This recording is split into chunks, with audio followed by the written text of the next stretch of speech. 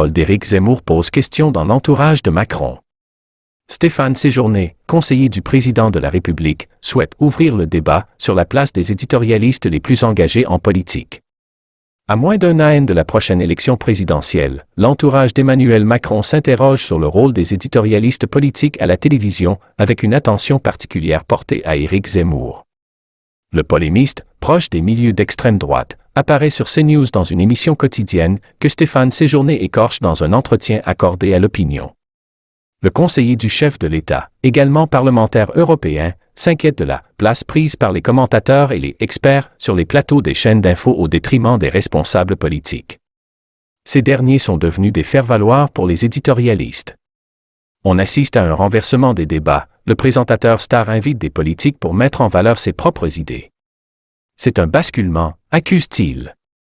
Pour lui, certains programmes participent à l'affaiblissement du débat politique français.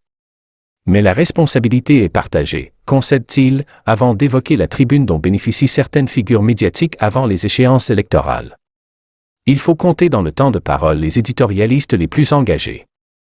Je pense notamment à Éric Zemmour. Il évolue aujourd'hui dans une zone grise. Sa parole politique n'est comptée nulle part, estime-t-il. Interrogé à ce sujet à l'antenne de France Inter, Stéphane Séjourné s'est contenté de dire sa volonté d'ouvrir le débat, déplorant la suréditorialisation des programmes.